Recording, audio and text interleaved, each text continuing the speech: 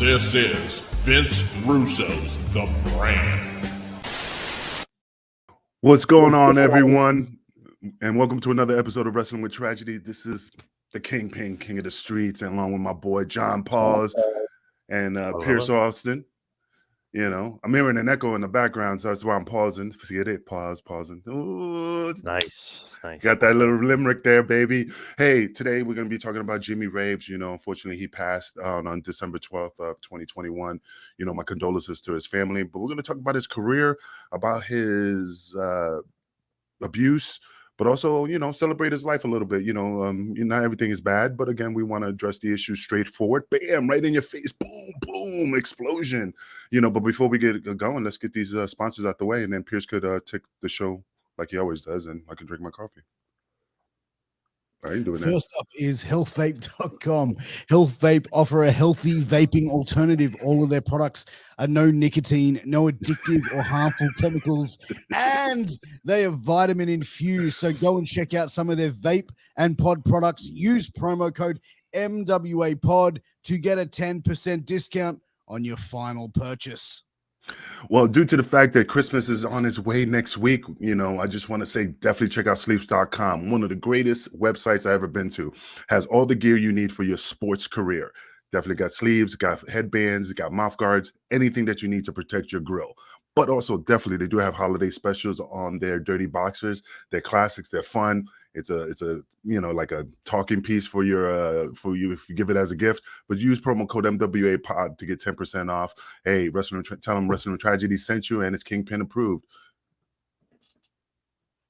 There you go. So, as Angel, mentioned at the top of the show, that we're going to be covering off Jimmy Rave, who unfortunately passed away recently at the age of 39 years of age.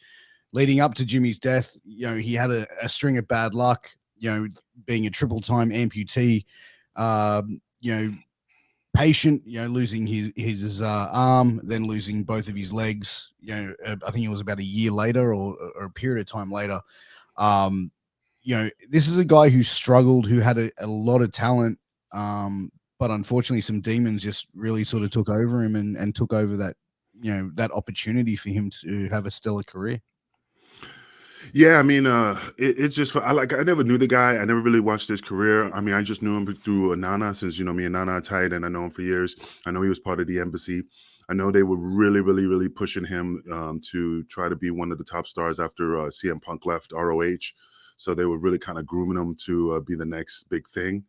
But unfortunately, I don't know what happened. That maybe he was in the drug scene at the time, but again, it looks like he was getting a massive push. I mean, again, I really don't know too much about him, but I heard he was a hell of a talent. John? Definitely. One of those guys where it was like, okay, he was in the Atlanta scene for a while. I was like, okay, this guy has talent. Let's see what we could do with him. Maybe see the potential. Like something was there they could see. So eventually ROH with Nana, he became the crown jewel of the embassy, got a huge push. One weekend he beat AJ and Punk back-to-back nights. And it was like, okay, this guy's off to the races. He's going to get this big push. And then it was kind of seemed like he kind of didn't really go anywhere. He's one of those guys, definitely maybe some wasted talent or wasted potential that he had. And he seemed like he was headed towards, I don't know about ROH world title, but definitely headed towards bigger things in Ring of Honor and maybe being a key cog in the wheel there. But it just kind of never worked out that way. I know he had a lot of drug issues, a lot of addiction issues that could have played a role. I'm not really sure, but you could see he had a ton of potential. He was a pretty damn good worker. I mean, during that time, I mean, and look, I'm not gonna lie. I shoot straight. I popped pills, but not abused them. It was just part of the locker room scene. I had them. I saved them. When I really wanted to get my buzz on, or if I was really hurt, I took them. But I don't have a addictive personality, so I understand the lifestyle of the locker room. But when it consumes your life, knowing that it's going to affect your career, knowing that you have an opportunity to become a top star, you definitely need to pull the reins, back. Because I know, there's other wrestlers who are on the gimmicks and, they were top stars. But again, they got to that level that they couldn't like, hey, we can't use you because that's the name. So they were still abusing drugs. But I just think he just let that consume his life. I mean, that's just my opinion. I don't know when he started, but let's just say he started during that time. Then that's probably what it affected him. Do you think as well, like, you look at people that go through drug addiction, and I think you look at professional wrestling where obviously the history of guys taking pills to sort of mask the pain, or downers to be able to get to sleep, and uppers to order to wake up and perform. Do you think, like in professional wrestling, and Angel, you may have seen this, have you seen guys go like start off on, say, like marijuana and maybe drinking a couple of beers at the end of like a night or a show, and then they've gradually gone on to harder and harder stuff because they've built up an immunity to it, and they're just trying to either mask the pain, or it could be just trying to get over the fact of not being around their families, not seeing their children, or the actual physical pain of like the wear and tear of professional wrestling? No, I don't think it's about, I miss my kids and I miss my wife. I mean, like I said, it was part of the culture of the locker room. I mean, I never had to mask pain because I didn't have that much pain to begin with. I mean, I was still young, I was still strong. I never really hurt myself, only once that I pulled a muscle in my back. I mean, I was just hiding the pills because they were like, here's some gimmicks and stuff. And yeah, your body gets acclimated to drugs. I mean, just like when you had your first beer, you get a bigger high than it is after numerous years of drinking. You need more and more just to get that same buzz. Now, I know people, and again, I'm not putting them on blast, but I know people sitting across from me at a bar, as we're having a conversation, and they're popping 20 somas, while they're drinking a beer. And I'm not saying 20 somas at once, but I'm like having a conversation, pop 2, 10 minutes pass, pop 1, another 15 minutes, pop 3, shit like that. And by the time the fucking half an hour and a half goes by, they're just drooling on themselves at the bar, What's the actual feeling like, though? Like you mentioned, like guys It's saying, awesome. No, yeah, just kidding. but, you know what I mean? Like you're saying guys taking a couple of somas 10, 15 minutes later, you know what I mean? Like, is it almost like a cocaine effect where cocaine like will last you a certain amount of time, then you've got to just keep taking more in order to keep that buzz up? Or is it just something that these guys build immunity to? They've got to keep dropping them in order to keep that Yeah, buzz. it's just you build the tolerance for them. But like I said, I mean, I always took 2 and I never took any more. Like if when I used to take it, I took 2, then like 4 or 5 weeks, maybe 4 weeks later, 2. I mean, I didn't abuse it because I knew watching the people in the locker room, whatever organization I was with, I didn't want to be addicted to it. I was afraid to fall into that mold. But I'm not gonna lie, when I popped 2 somas and had 1 beer, I felt like I was just like, yeah, man, I felt good. I felt nice. It's just not a care in the world. But again, I never abused any type of alcohol, any type of drugs. Yeah, I dipped my toes in it, but I just was like, I don't want to. I was afraid to be. One of my mental states at the time was always I didn't want to be on the list. During my career, I didn't want to be dead at whatever age for due to the fact of an overdose or stuff like that. So I always had that in the back of my mind, so it's always kept me in check. But I'd never judge anybody doing the gimmicks. That was their business. I didn't get involved. I I turned them over if they were sleeping so they wouldn't choke on their own vomit. I checked on them periodically, because they're grown ass men, and in wrestling, you're not a counselor. You're one of the boys, unless they ask you for help. Hey man, I need help. Then you help them. But that's just I remember you telling me that like not a lot of like Gleason's guys were guys that sort of like got on the gimmicks and stuff like that. Like besides obviously Big Dick Dudley, but like most of that was that something that Johnny really instilled in a lot of you guys, which is like, hey, stay away from that sort of shit. no, Just something that naturally happened. no. I mean, in my eyes, I mean, Johnny never talked about. I mean, yeah, he talked about people back in the '70s doing cocaine, living the lifestyle. But he did say like, see these motherfuckers, millions of dollars, thousands of dollars a week, blowing it on cocaine, a new car every time, gold. You gotta save your money. You can't be. He instilled that not values, but just pointing out people's path that they were top stars making tons of money, thinking it was going to continue to flow like water. And then as I'm doing the indie shows when I first started, the people that I admired were living in not saying shacks, but just living not even a normal life, but way below their means, like in studio apartments behind gyms. I mean, like Hercules Hernandez. When I remember him, and I don't know how the conversation came up. He goes, "Yeah, I live in Florida, and I manage a gym, and I live in the back of the gym." Jeez. This is a guy of power and glory. You know, this is a guy who's making, you know, Ultimate Warrior and all this stuff, and he's broke, and he had a missing tooth, you know, chipped tooth and all this stuff, and I'm like, man, House it show just main events against Hogan too. yeah. So I mean, that's what I'm saying. You know, it's just that's you know, like when you see that, then you're like, man, I got to save my money. That's why I'm so meticulous about my money now. You know, making sure I have John Paul's money. Oh But shit. getting Good. back to Jimmy Rave, when he was coming up and through Ring of Honor and through CZW and that sort of Northeast indie scene, he was one of those up and coming stars. You know, when you talk about Samoa Joe, Bryan Danielson, CM Punk, he was in that era of guys that were coming up. As a performer, like he was a decent performer. Like he was good in the ring. He was solid. Could he have been that main event caliber star? Could he have gone on to bigger heights, like go on to a WWE or go on and be a top player in TNA or Impact at the time? I know he was in TNA for a while, but could he have been that main event caliber guy? Yeah, pause. You're the more of an analytical guy, knowing, you know. I think he had a ton of potential. I know I just never saw him as like a main event guy. I always saw him like as like a bit player or like a mid card or something like that. Good hand for sure, no doubt about it. But like almost like when they used in TNA, they did the Rock and Rave connection. Him and Lance Hoyt, like they were a good tag team. They Mm. put Christy Hemme with them. It's like okay, that's cool. That's a good spot for him. But I don't know if I could see him elevated any like main event. Like when he was in Ring of Honor with Nana, that was like a good presentation together, and they put him in the main event. But never I would see him as a world champion. I'd see him as like the challenger or Yeah. almost world champion. But like nothing, that's nothing wrong. I mean, just perfect like, upper mid Carter type. I never saw him as like a Bryan Danielson or an AJ Styles or Samoa Joe, but maybe that tier below him, which is not bad at all. I mean, those are like the high level indie guys. He's probably a level below them, I would say. Well, I mean, that's the thing. Like I said, I watched him in TNA just a little bit. I didn't really follow his career. To be honest, you know, I didn't really know it was him until now. So I do remember seeing him there.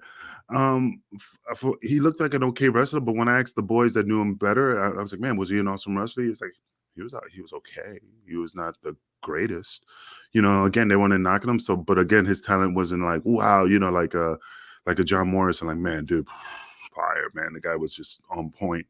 Apparently he was just an okay wrestler, you know, it just he just had the outdoors that open up to him that gave him the opportunities that a lot of people were striving for. And you know, I just think you know, like I said, wasted talent, you know, especially if you're not as, you know, the best of the best, but you had the opportunity to get to that level, you know. I don't think he was a great talent. One of the things I found interesting was that not interesting, but one of the facts is that he was on heroin. He was, you know, partaking in that. What I found interesting about that was, you guys remember seeing the Dark Side of the Ring episode of Nick Gage that they did, and No, that I didn't see that. one of his, Yeah. well, his manager was talking and said, well, the reason why he was taking Gage, on example, was taking heroin because pain pills are about 5 times the price. So he was getting the same, a better effect from heroin and paying a fraction of what he was paying. Do you think this was the case for Jimmy as well? Because like I look back at his career and I can't remember seeing him take anything like too ridiculous or insane bump wise. Not saying that wasn't the case, but like, do you think that may have been the case? Like he was going, fuck, I can't afford these pain medications. I can go down the street and get a bag. He was working a lot though, as far as like every weekend he'd be on a few shows per weekend. He's, you know, they're not like crazy bumps, but bump after bump after bump. Angel knows. I mean, the bump card starts going up. And he's definitely in a lot of pain, but I'm sure, especially kind of where he was, and in some areas of Philly, I hate to say it, but there's some areas of Philly where it's kind of easy to get stuff. And I know he was living in that area. Probably okay. I'm not going to pay this crazy amount for pain pills. Oh, heroin. Okay, you know, you may just go in that direction because it's cheaper and easier. And then you get addicted, of course, and especially if you have the addictive personality. It's not like he set out. He has kids and stuff. Not like he set out to be, you know, addicted. It took over his life. It seemed like. You know, my thing is this, look, and again, I shoot from the hip. To me, that's just a sign of weakness because, again, I've done a lot of matches. Vic Grimes didn't take drugs. That motherfucker was taking bumps like crazy. I mean, Yeah, but he's got God on his side, though. yeah, he has God on his side, absolutely. But before he had God on his side, he was taking some ridiculous bumps. And as far as I knew, staying in the hotel room with him, hanging out with him, walking around with him, never saw him do gimmicks. Shit, I never even saw him drink a beer. because Really? you know, yeah, I don't remember him drinking, but again, I just remember him getting slapped, shit slapped out of him by New Jack, but that's a different story. That's the other episode. But the thing is that to me, that's a sign of weakness. Yeah, Yeah. you want to mask your pain because you want to use an excuse to use heroin. Yeah, that's weak. That's weak. That's a weak excuse. Nick Gage, fuck that motherfucker. That was a weak excuse. And he could watch his show, send me a letter, tell me a telegram. I don't give a fuck. You know, you're a big man. Suck it up. You got in the business for a reason. You know what it does to our body. So there was no reason for you. There's yoga. There's stress. You know, a lot of things you can do to keep yourself in top peak performance. But doing the drugs or abusing the drugs ain't way to go. Yeah, like I said, I took gimmicks. I'm not making myself a high and mighty, but I knew there was a limit to my like I needed to pull back because I don't want to end up with that. But again, I don't have an addictive personality. That's the thing. I don't. Yeah, besides women, but that was a different story. But we can sit here and speculate on the reasons. But you know, like this is a guy who could have gone through a great deal of trauma before he even got into the wrestling business. He could have gone through, and like I said, this is speculation. He could have gone through, you know, abuse as a child through into adulthood, and this is his way. You know what I mean? Like that's another case why people go down that path of abusing drugs, and you know, take pro wrestling out of it as a human level. Could it have been, you know, there's another reason why he went down that. And I definitely think that, you know, people who have got addictive personalities are the ones that really sort of start to struggle. And I think that that's part of the reason why drug addicts go down that path is because they have this thing in their brain, which whatever they do is addictive. I've got a friend of mine who's exactly like that. If he's going to, like, he was a music producer. So for 18 hours a day, he'd sit there and make music. Same when he was like quit cigarettes and wanted to be a health nut. He would train like 2 times a day, but anything he did would be like 100%. Like that's all he would be able to talk about. That's all he'd be able to focus on. And I think that that's the case with a lot of people that obviously go down that path of drug addicts. It's like they go down into that. Oh shit, this stuff. Oh, this is great. And then once that stuff sort of starts playing with them mentally, fuck, now I need that shit. Well, I mean, look, I don't believe in the. I don't know. The problem with me is that addictive personality for me is that look, I'm proof. I'm proof. My dad was an alcoholic. My grandfather was an alcoholic. I'm not an alcoholic. I didn't know he was an alcoholic, you know, because you're a kid and you're seeing growing up. It didn't really register until later, until the people say, "Yeah, your dad was drinking," and then you start remembering little things. You're like, "Yeah, I remember drinking certain things." I'm not an alcoholic. It's because I don't have an addictive personality. I just don't have that type of weakness mentally. Like I said, my vice was women, you know, but again, that was because I was young, the rock star lifestyle. So I can't say that was my drug, but that was the only thing that was getting me in trouble. You know, like, oh, party with women, but that was it. But like I said, man, everybody's different. I don't know his life. I don't know if he was abused. It's just, again, a waste of talent.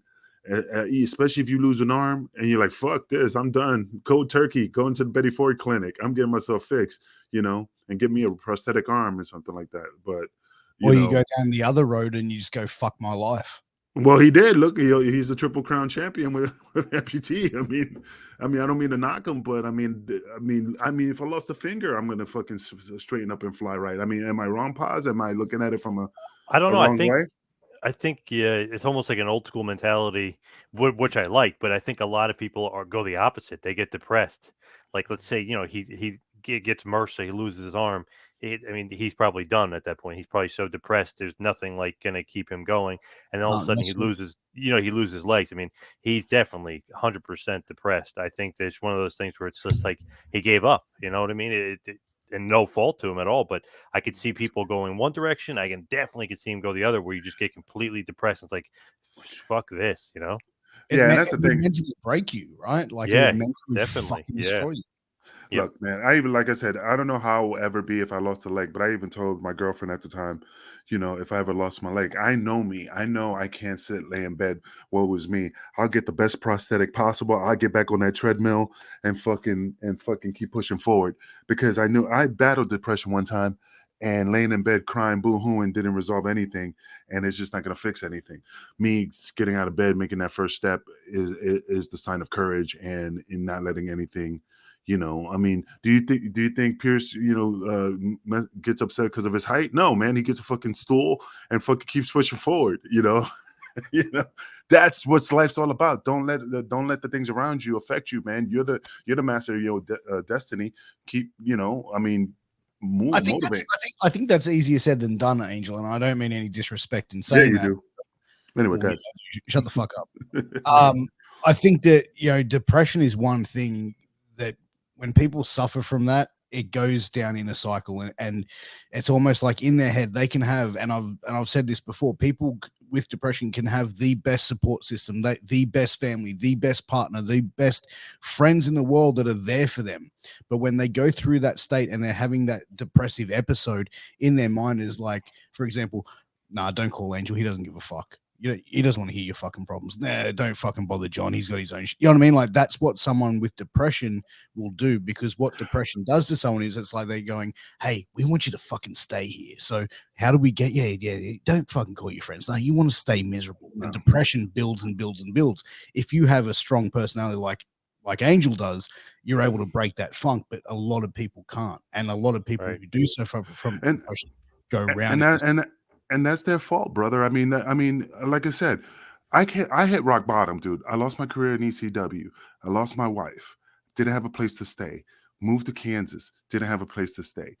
Yeah, I was fucking like depressed. If that was the best time to eat a gun or jump in front of a train car, that was the best fucking time to do it.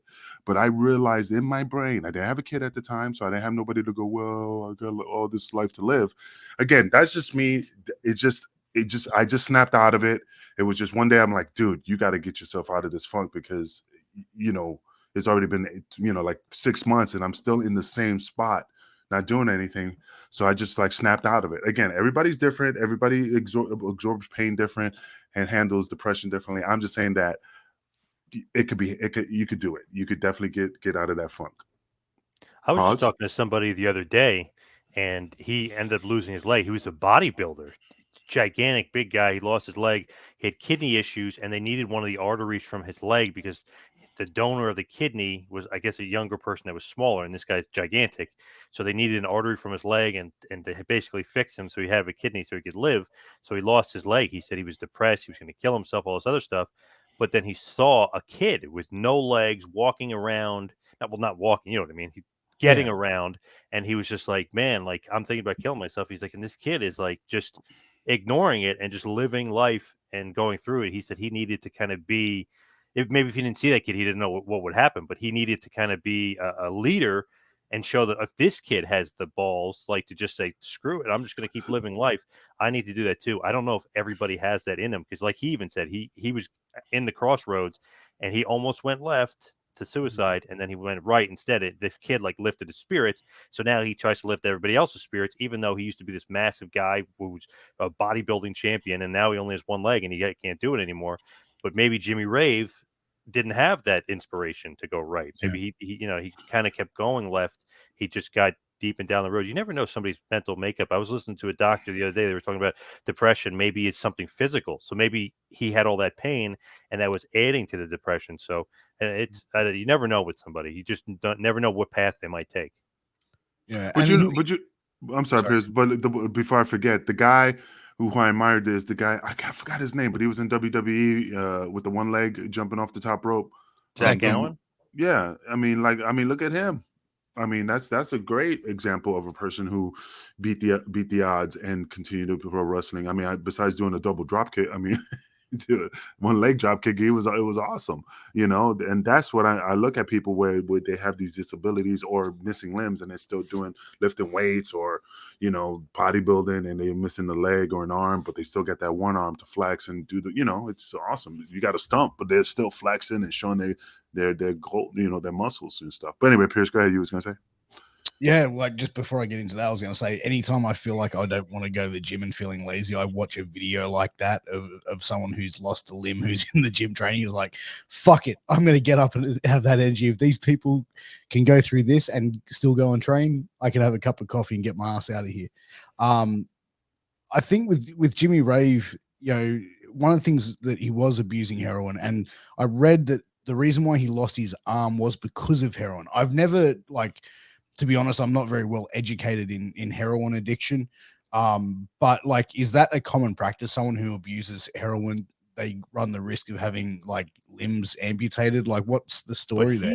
he said, and I don't know if this is true or not, but he even said that he was like mowing his lawn or something, and he cut himself with some sort of metal blade or something outside by accident when he was like doing, lawn stuff and doing stuff outside the house. So he cut his arm. He said they he just put Neosporin on it. He thought it was okay. He just cleaned the cut and whatever. And then he was saying he found out later that he had MRSA and they had to get rid of the arm. So I don't know if he's being honest with that. I don't know if like was it the heroin? Is he not being honest about the cut? And I know obviously he had MRSA because it came out that he had MRSA, but I don't know like did it happen because he was doing all that drugs? Did it happen because he did cut his arm on something? Like I don't Now, know. I did see years ago. It's not wrestling related, but I was watching a documentary about New York about oh my God, what's the guy Denzel Washington played in the gangster movie. Anyway, Gangs of New York. Gangs of New York, but the character he played, Bumpy Johnson, no, whatever. But anyway, there was but it was a real documentary, and they were talking about heroin, and they had this guy who they used to give him free heroin, and his arm, I mean, literally was like huge, like Popeye, but he had all these sores and open wounds and stuff, and they were just giving him the heroin to see how it affects him, but he lost his arm. They had to amputate the arm because of the damage that he did. But again, I don't know what Nick Gage's arm looked like, and you know what I'm saying, but I know for a fact if it's abused, but I'm talking, it was all sores and stuff and nasty looking and swollen, and so I don't think that he had that as far as I can tell. But if that's the case, then they probably could amputate because of that. Their It was nerves. weird that he said that about the cut. So I was like, I wonder if it had to do with the heroin for all those years, or if he's maybe was like changing the story to make it sound like, oh, I just cut my arm, I didn't know what happened, like, and I got a bad infection. I wasn't sure if he just didn't want to admit, maybe because he did admit of the drug use and stuff, but Yeah. I don't know if he didn't want to say like that was the real reason why he lost his arm at first. Yeah, but how would it affect his legs too? I mean, was he shooting up in his legs? I mean, I don't know. that's the thing. It's like it has to be like abundance of abuse on your body to have that. He was saying it's from staph infections from wrestling in dirty rings for all those years, and he had open cuts, and that he got a staph infection, and the staph infection led to MRSA. And I know CM Punk years ago in WWE. That's a form of that, isn't it? Yeah. I think that's like the worst of it, I guess. But I know CM Punk said he was worried about that when he was in WWE. Remember, he had that staph infection, and they didn't treat it, so he thought he might get MRSA. Like he was nervous about that. So Rave was really saying that, oh, I wrestled in all these dirty rings, I had all these cuts, I got all these staph infections, I never treated it properly, I had MRSA, I didn't know. So I don't know if maybe when he did cut his arm, they figured out, shit, you've had MRSA, you had staph infection that became MRSA. Yeah, that's the difficult part because I mean, when you get whatever staph infection or MRSA, and Stone Cold caused staph infection.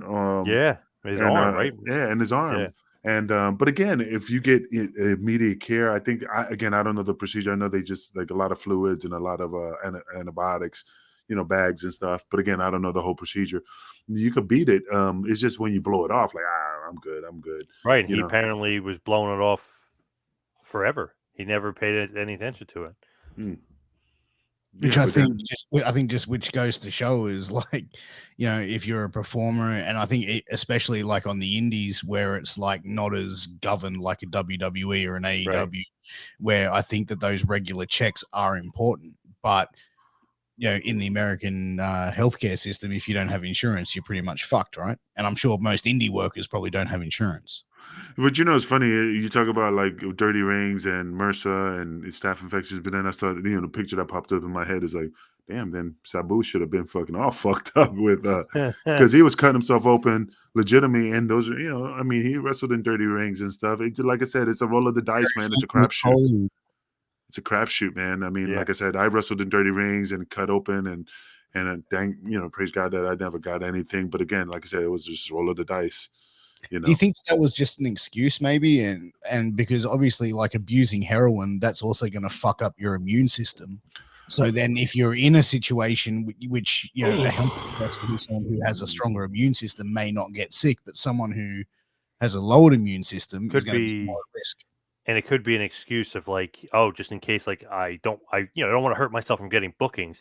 I'm not going to say like, oh, I'm a drug addict. I might not show up. Might Mm. not show up, or I might show up impaired if I do. Like, you almost don't want that to get out there, so you almost want to make sure you say, oh, dirty rings, Mercer, because people will say, yeah, that's true. Like, that's believable. Blah blah. But you don't want them to get a hold of the fact, like, oh man, this guy might have addiction issues and drug issues. I don't know if I should book him because he doesn't want to lose that pay.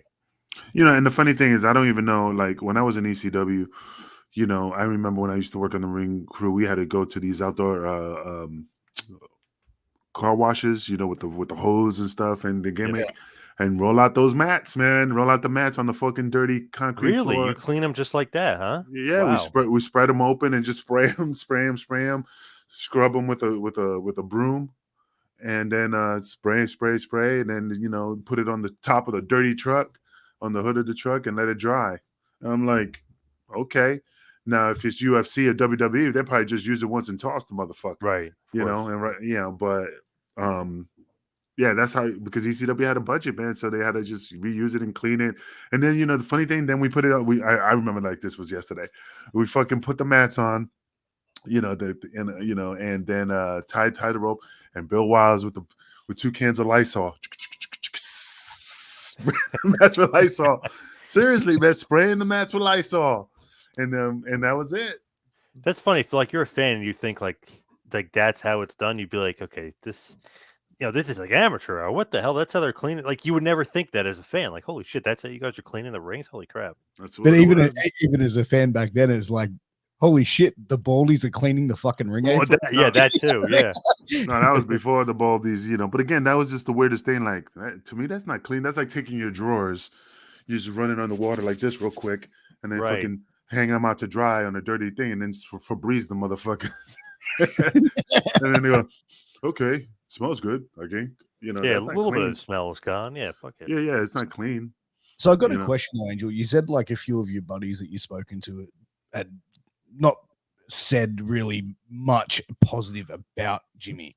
What was it specifically that they said was the main issue with him, besides Drugs? the drug addiction? So it was just mainly drugs. Like, he was a nice guy without it, but basically when he was taking, I just think he was okay. Meaning, because when seeing motherfuckers putting things on the internet saying, hey, so and so, oh my God, you see this like thing, and then you reach out to them and they go, yeah, man,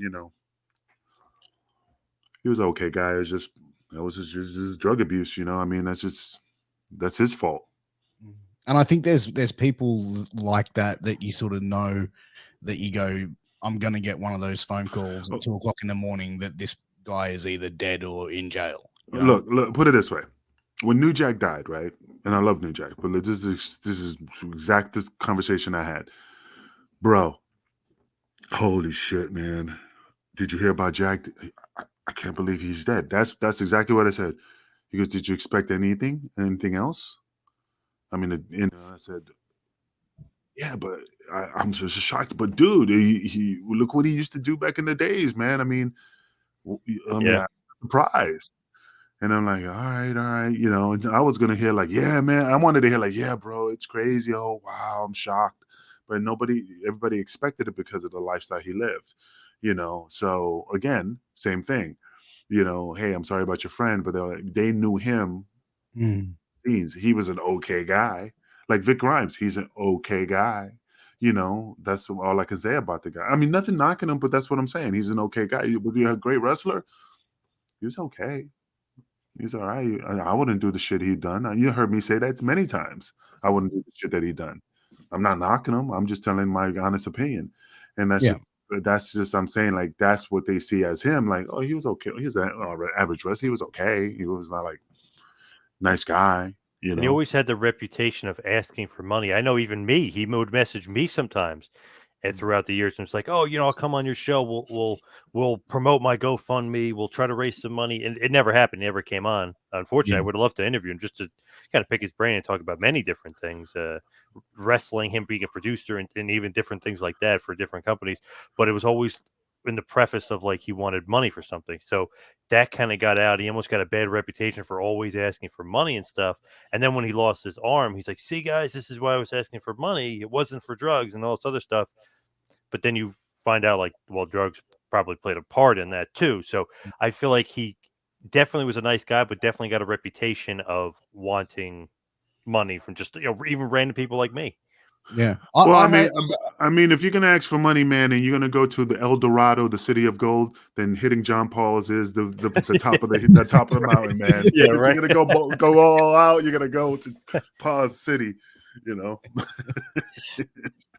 and that's the thing. Like I had was saying before we started recording. Like I've had a couple of interactions with Jimmy, and same with you. I was trying to get him on my show. Yep. Had a couple of back and forths with him, and then a few months later, hit me up. Hey man, can you donate to my GoFundMe? Can you promote it on social media? Yeah, no worries, blah blah blah. And kind of got that feeling like and from what I've been told from others, it was like someone else told me, oh, he hit me up for money. I gave him a little bit. Then like a couple months later, he's hit me up, going, asked me for like a large amount of money, and it's like, what? Nah, dude.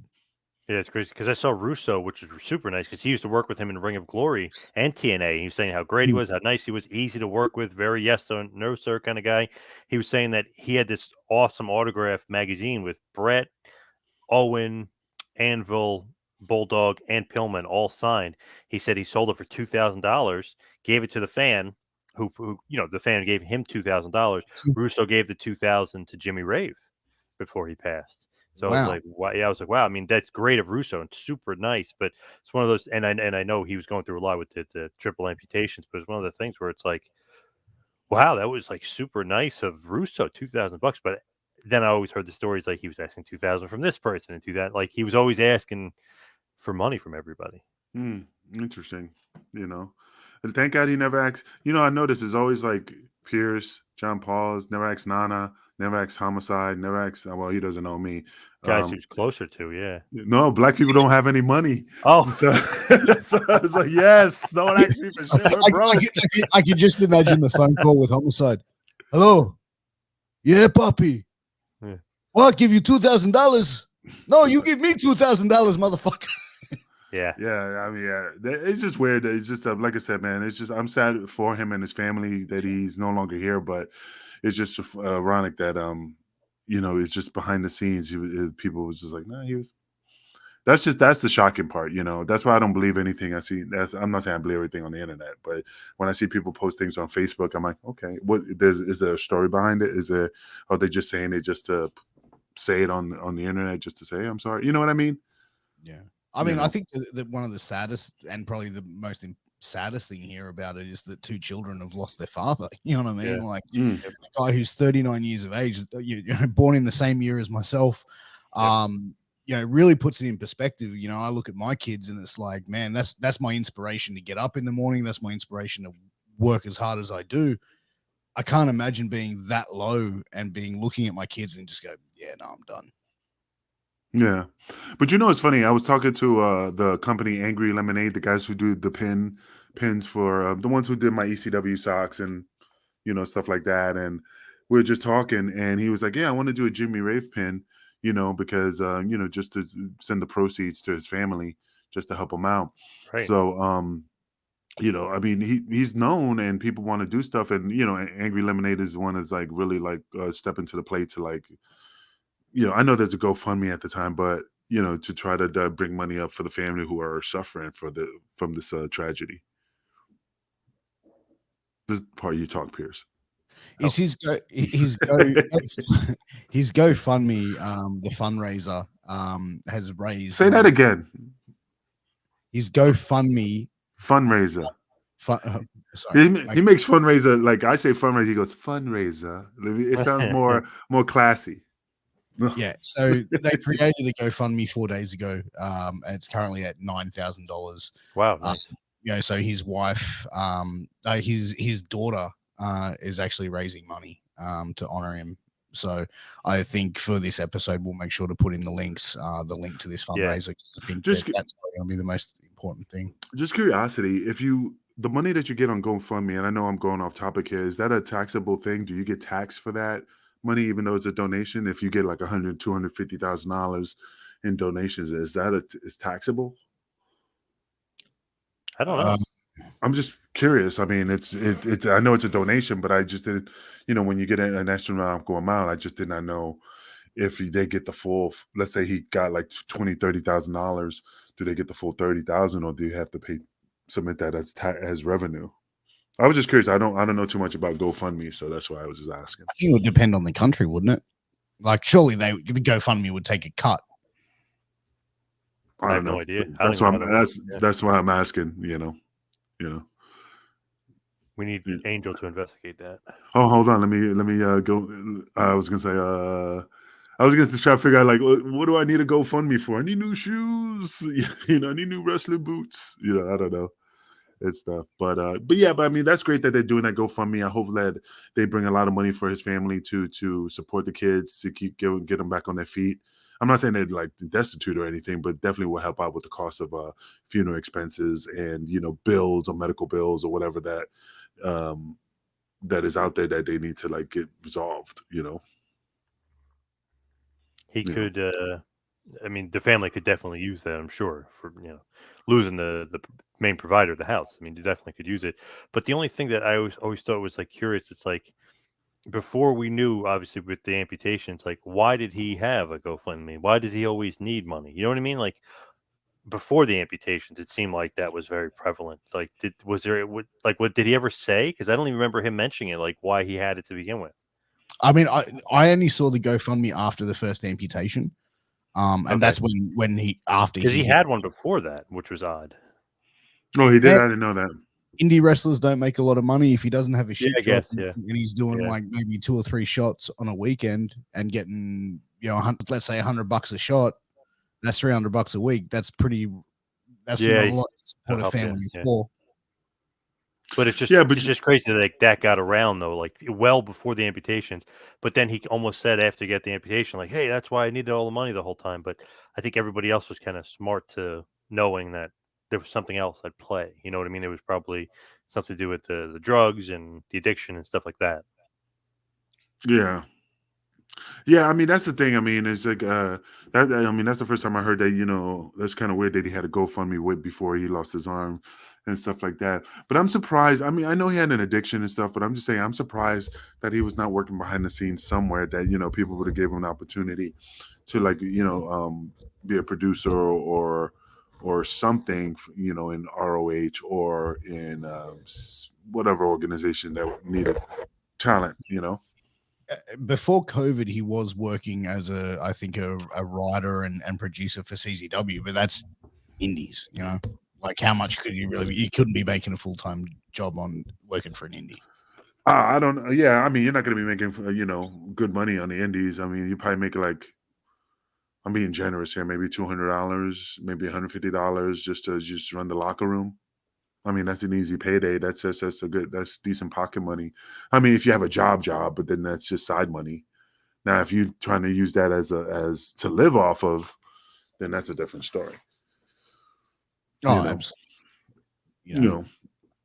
But anyway, but still, I mean, like I said, he had a lot of knowledge, so I'm just surprised that besides CCW, he should have been working for some other organizations, behind the scenes, or even like I'm surprised he was not doing any type of, I mean, like I said, he had issues, but I'm just saying he could have done some, motivational things for wrestlers who, are battling drug addiction. I mean, he could have done a lot, Well, don't you think, John? I think he probably could have, but I don't know if he could be trusted. You know what I mean? As soon as you get that bad taste in people's mouths of like, oh, he maybe shouldn't be good around the young guys, or he's addicted to something, and he's doing drugs. I know maybe he had a reputation where people didn't want him around. I don't know that for sure. And I'm just kind of speculating there, but it just maybe one of those things where they were a little nervous with him. Yeah, but you got to give a person a chance because look at Robert Downey Jr. That dude at that point, man. I mean, he went down shit creek, and people didn't trust him. But then he rebuilt himself, repackaged himself, and kind of self clean. And now look at him now. I mean, guys just beyond celebrity status. So it's always possible. I think as well when you have that stigma of addiction issues, that it probably puts a little bit of a scare on companies like a Ring of Honor going, how can we invest in this guy to be a producer? Like if we don't know he's going to turn up and be sober, or be able to turn up. And I think in that producer type of role, you really need to be an example for the young talent coming through, to be able to talk to them about that and say, hey, listen, blah, blah, blah, this is how you should do your match, but also be like a role model for them, so to speak. But for him, who had that stigma of addiction, I don't think any major company, and even like a Ring of Honor or an Impact, would probably want to take that chance on him. It's tough, yeah. Even like Scott Hall, like how the hell is he not working the Performance Center? But they'd bring him in for a week. It's like, okay, that's enough. We don't really want you here full time, and take him away. I know he's got his addictions too, but it's one of those things where it's like these guys are so smart to the business, they could really help out, but we just can't trust them to a certain extent. Yeah, but I mean, he overcame his addiction. Look at I mean, Jake Roberts. He's behind the scene in AEW. He was the one that's helping train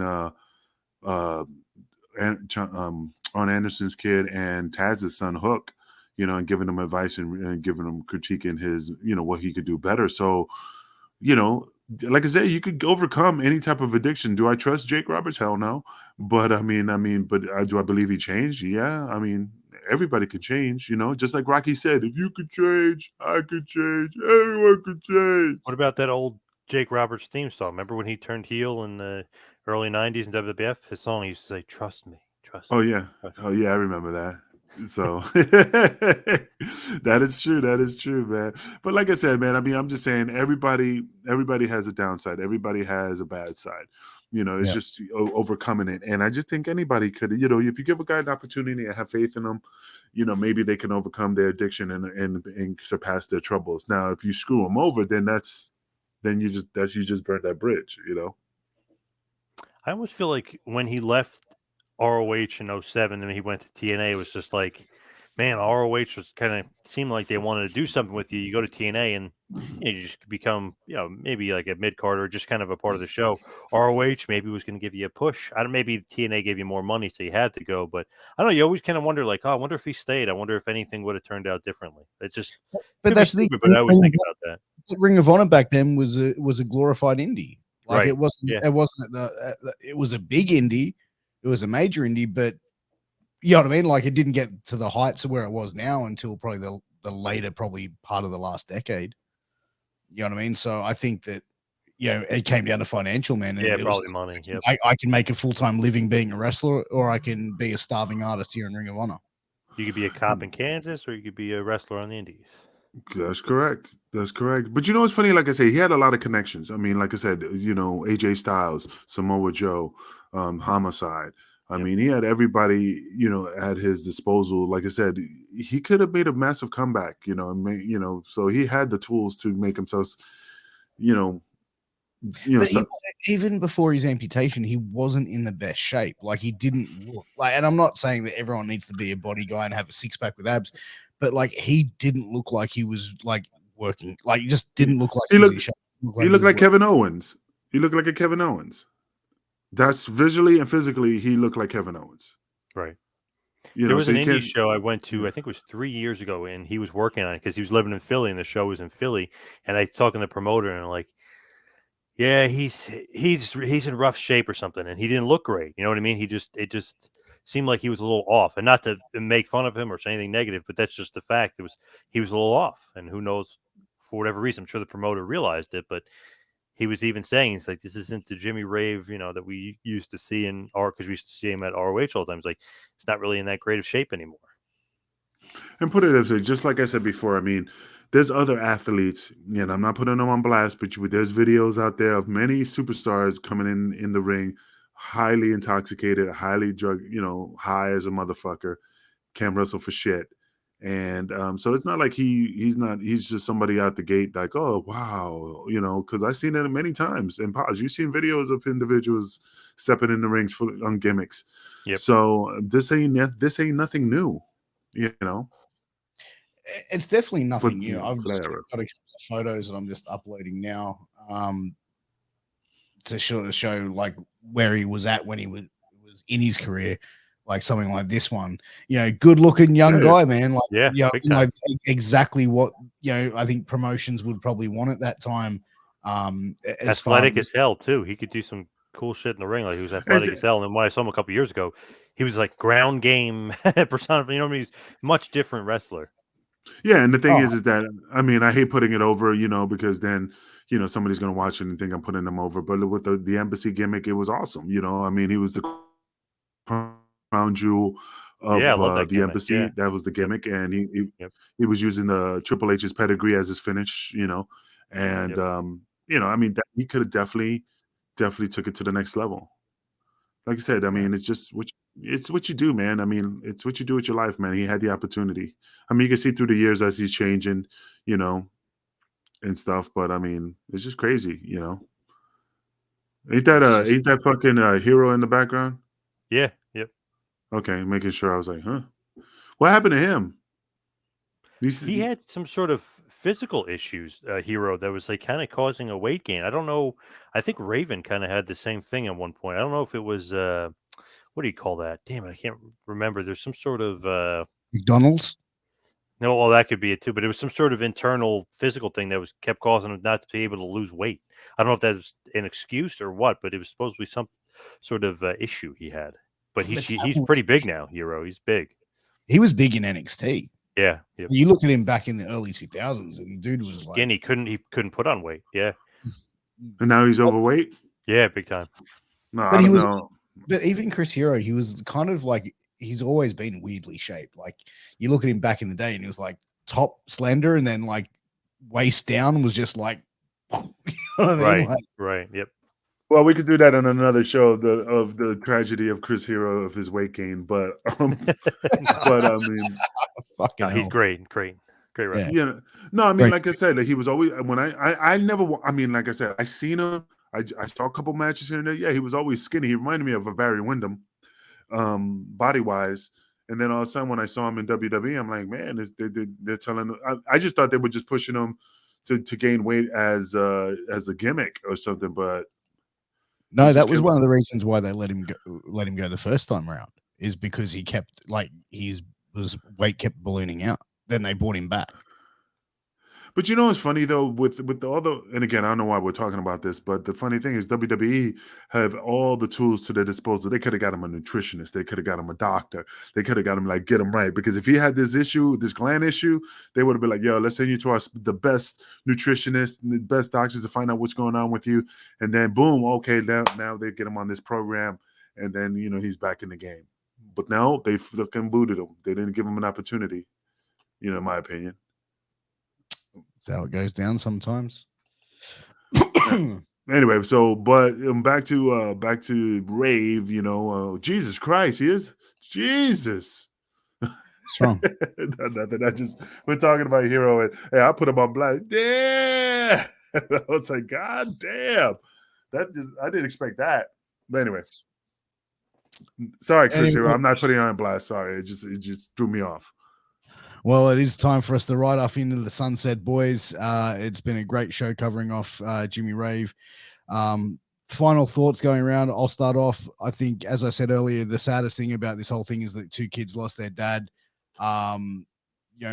Through struggling through addiction issues, through Mercer and everything that this guy went through in between. I think that he could have been a great star, great mid card talent. Could have very well gone on to a WWE or had a more of a run in Impact Wrestling, but just couldn't get over that hurdle. Sad story all around. Obviously, the kids, for first and foremost, definitely sucks. I mean, lose their dad. Only 39 years old. It's crazy to think that he got the one arm was amputated and both of his legs and the MRSA and everything else. It just what a sad story. And I remember going to all the ROH shows back in the day, and he would always put on good matches, and he was athletic as hell. And I love when he became the crown jewel of the embassy. That was a nice twist. And they would throw toilet paper in the ring instead of the streamers, and he would get all pissed, and Nana would go nuts. I mean, it was a great act, and he was great. I even like Rock and Rave Connection in TNA. I thought that was a cool, kind of like funny little cheesy gimmick, but good for what it was. Had all the potential in the world, like you said, mid card or upper mid card, or sure, could wrestle in the main events, but maybe not win the world title.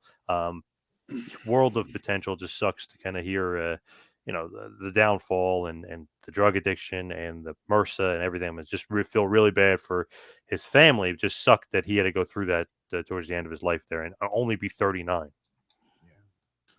Yeah, I mean, I agree. I agree the most. I mean, like my final thoughts, like I said, I didn't really know the guy. I saw him a couple times, the embassy. Now, the Rave connection, or like I said, I don't have any bad thoughts about the guy. I don't have any good thoughts about him. I'm just saying that he could have overcame this addiction. He could have definitely turned his life around to make a positive thing out of it to help others. You know, but look, I mean, I could sit here all day and just, and armchair quarterback this guy's life. I don't know what demons he was fighting. It's just that he just had the opportunity to become a very successful wrestler. And just like my favorite movie that's always sticking in my mind is Bronx. The saddest thing in life is wasted talent, and that's what it was. He had the talent. He could have flourished with it, and he just let it go. So that's just my thoughts. Well, on that note, guys, it's time for us to wrap it up. Quick shout out to our sponsors, healthvape.com. Use promo code MWAPOD to get a 10% discount on your final purchase. If you're looking for a healthier lifestyle, look no further. Go to healthvape.com. Check out their vape and pod products, and they are vitamin infused. So check them out. Use that promo code MWAPOD to get a 10% discount on your final purchase. For all you athletes out there, definitely check out sleeps.com. But again, this is the Christmas holiday. They do have the special deals on the dirty boxes. It's fun. It's exciting. I think it's hysterical. Definitely have that in your arsenal in the bedroom. But again, for you athletes out there that need that equipment, definitely go to sleeps.com. They have all the sports accessories that you need. Use promo code MWAPOD for 10% off, and tell them Wrestling Tragedy sent you. So once again, I mean, I just want to say before we close off, and anybody out there who has any issues with drug addiction, any thoughts about suicide or depression, definitely reach out to people. Definitely reach out to the suicide hotline. I know Australia has their Piers. What is the hotline in Australia? There you go. USA Suicide Prevention Lifeline is 1-800-273-8255. Australian Lifeline number is 131114. Reach out to someone. You're not alone, and it ain't weak to speak. No, absolutely, man. I hit them up all the time dealing with Piers, man, and they get me back on track. So I love you too, buddy. I sound like Smelly from fucking my laugh was like that dog from the fucking Hanna-Barbera, But anyway. But hey guys, I want to wish you guys, if I don't speak to you, I know we're doing other shows, but again, I want to wish everybody Merry Christmas, a Happy New Year if you guys don't catch our next show. But again, I want to set that love to all our fans. We do appreciate you for supporting Wrestling with Tragedy and our other shows that we have on other networks. Piers, close it off.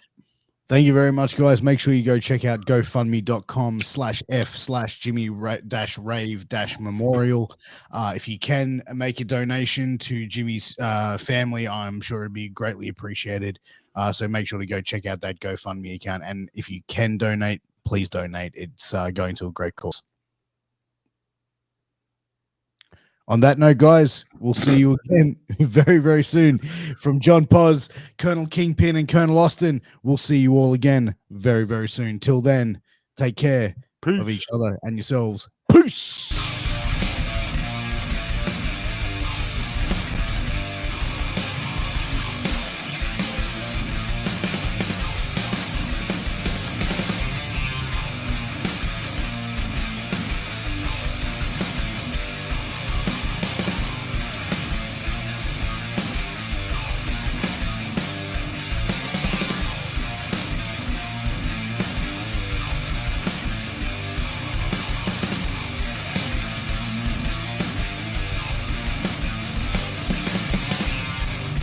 This is Vince Russo's The Brand.